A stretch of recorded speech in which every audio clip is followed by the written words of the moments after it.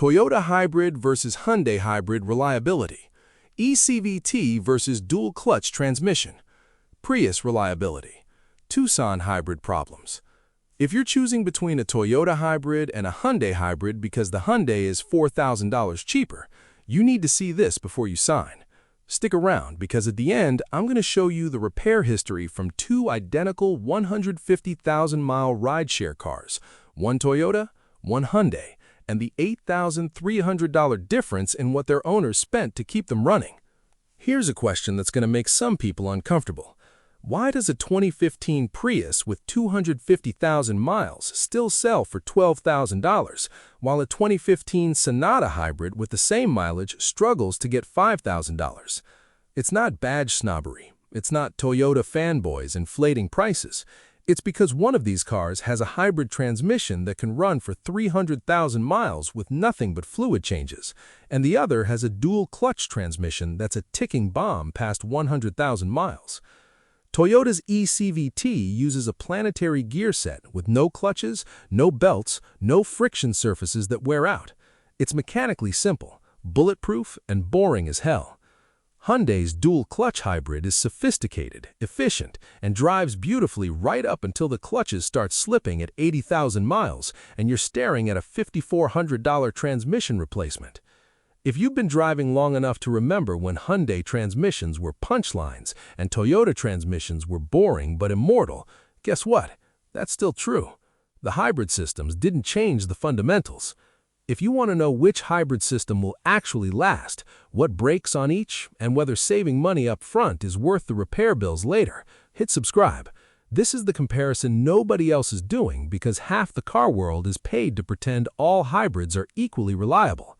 Every car has a story, and these two have very different endings. Let me start by explaining how these two systems are fundamentally different because you can't understand the reliability story without understanding the engineering. Toyota's e-CVT uses what they call an e-CVT. That name is misleading. It's not a CVT. There's no belt, there's no pulley system.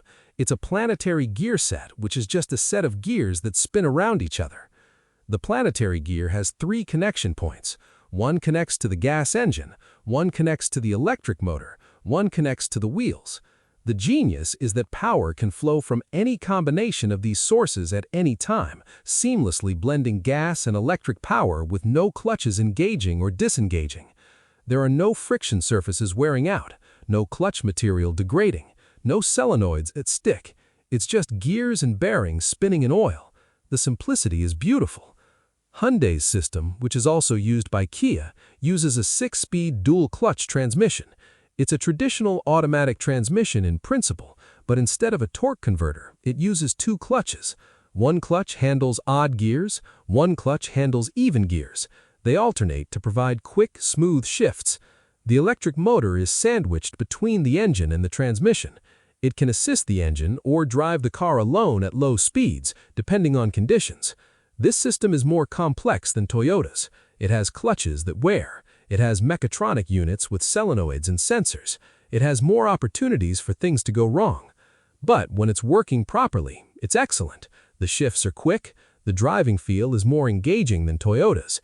The efficiency is competitive. The question is, how long does it stay working properly? Here's where we need to talk about real-world data, not manufacturer claims. Toyota's e-CVT has been in production since 1997. We have nearly 30 years of field data. There are Priuses with over 400,000 miles on the original transmission. Taxi drivers in New York put 300,000 miles on Camry hybrids without transmission issues. The failure rate is absurdly low. When a Toyota e-CVT does fail, it's almost always because of neglect. Someone never changed the fluid in 200,000 miles and the bearings wore out, or they hit something and damaged the housing. Actual mechanical failures of properly maintained units are rare enough to be newsworthy. Hyundai's dual-clutch hybrid launched around 2016. We have about 9 years of data, and the picture is very different. Independent transmission shops report clutch wear issues starting around 80,000 to 100,000 miles. The symptoms are shuddering during acceleration, rough shifts, or the transmission going into limp mode. The fix is clutch replacement or often full transmission replacement because Hyundai doesn't make all the internal components available separately. Cost at the dealer? $4,800 to $5,600 depending on the model. Some owners have reported quotes as high as $6,200. Now, not every Hyundai Hybrid has this problem.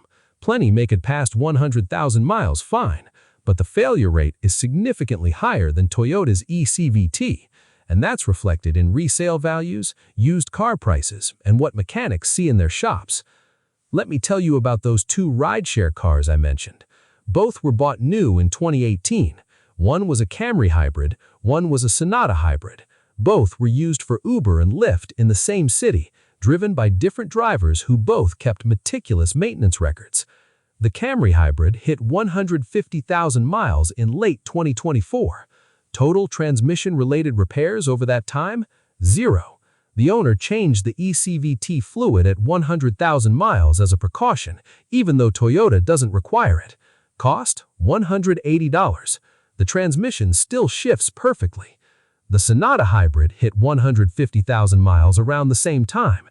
At 87,000 miles, the dual-clutch transmission started shuddering. The owner took it to the dealer. Diagnosis? Worn clutches. Repair cost? $5,100.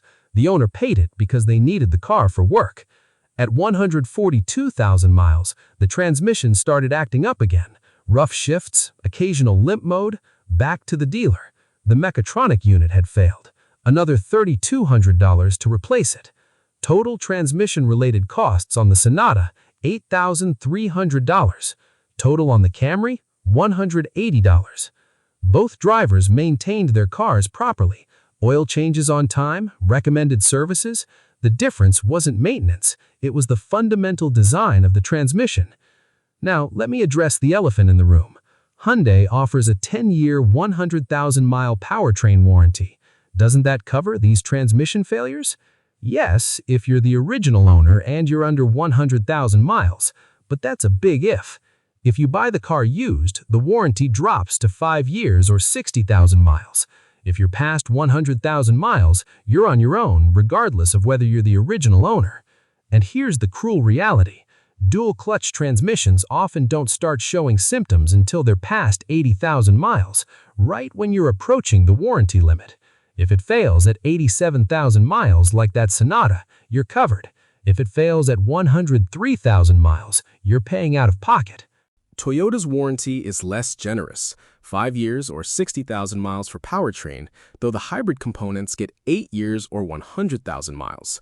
But it doesn't matter as much because the e-CVT rarely fails even out of warranty. Let's talk about maintenance differences because this matters for long-term cost of ownership. Toyota says the e-CVT fluid doesn't need changing in most models. In some, they specify 100,000-mile intervals. In practice, independent mechanics recommend changing it every 100,000 miles regardless. The fluid is cheap, the service is simple, and it provides insurance. The service costs $150 to $250 depending on where you go. That's it. No other transmission maintenance required. Hyundai specifies dual-clutch transmission fluid changes every 60,000 miles. That's more frequent than Toyota. The service costs $200 to $350 because it's a more involved procedure with a specific fill process. But here's the thing. Even if you change the fluid religiously on schedule, you're not preventing clutch wear. The clutches are friction surfaces. They wear every time they engage. Fluid changes help, but they don't stop the inevitable. It's like brake pads. You can use the best brake fluid in the world, but the pads still wear out eventually. Hyundai's dual-clutch system has wear items. Toyota's e-CVT doesn't. Now let's talk about how each system feels to drive, because some people argue the Hyundai's better driving dynamics justify the reliability trade-off. The Hyundai's dual-clutch system does feel more responsive. The shifts are quick and crisp. When you accelerate hard, the transmission kicks down immediately and the car feels eager. It's more engaging to drive than a Toyota Hybrid, no question. Toyota's e-CVT has no shifts. The engine just revs to whatever speed is most efficient and stays there while the electric motor fills in power. It's smooth, but it feels disconnected. When you floor it, the engine screams to 4,500 RPM and stays there while you slowly accelerate. It's efficient, but it's not exciting. For most people, this doesn't matter. They want reliability and efficiency, not engagement. But if you actually enjoy driving, the Hyundai feels better. The question is better driving feel worth $8,000 in transmission repairs over the life of the car? For some people, maybe. If you lease and trade every 3 years, you'll never see the problems. If you love how the car drives and you budget for repairs, fine. But if you're buying this car to keep it for 10 years and 200,000 miles, the Toyota is the objectively smarter choice. Here's something else to consider. When a Toyota e-CVT does fail, parts are widely available and independent shops can fix it. You're not stuck going to the dealer. When a Hyundai dual-clutch transmission fails, many independent shops won't touch it. The mechatronic units are complex, the diagnostic equipment is specialized, and the parts availability is inconsistent. You often end up at the dealer paying dealer labor rates. I talked to a transmission specialist who works on both. He said he can rebuild a Toyota e-CVT in his sleep. He knows every common failure point, he has parts in stock, and the labor time is predictable. Hyundai dual clutch? He said he diagnoses them, but he usually refers customers to the dealer for the actual repair because there are too many variables and he doesn't want the liability. That should tell you something. Let me address the fuel economy question because people assume the Hyundai must get better mileage to justify the complexity. It doesn't. A 2024 Camry Hybrid gets 52 miles per gallon. A 2024 Sonata Hybrid gets 50 miles per gallon. The Toyota is actually slightly more efficient despite the simpler transmission. So you're not gaining efficiency with the Hyundai system, you're just getting different driving dynamics at the cost of long-term reliability. Now let's talk about what happens at 200,000 miles, because that's where the difference becomes stark. A 200,000-mile Camry Hybrid is still worth something. You can sell it for $8,000 to $10,000 depending on condition. Buyers know the e-CVT is bulletproof. They're not scared of high mileage on a Toyota Hybrid. A 200,000-mile Sonata Hybrid? You'll be lucky to get $3,000. Most buyers won't touch it because they assume the transmission is either already bad or about to be. The market has figured out the reliability difference. So you don't just spend more on repairs, you also lose more on depreciation. It's a double hit. Here's the bottom line. Toyota's e-CVT is boring, old technology that works. It's a planetary gear set that's been refined for 30 years. It has no meaningful wear items. It lasts as long as the engine. Hyundai's dual-clutch hybrid is modern, sophisticated technology that drives better but doesn't last as well. It has clutches that wear out. It has complex electronics that fail. It's brilliant until it isn't.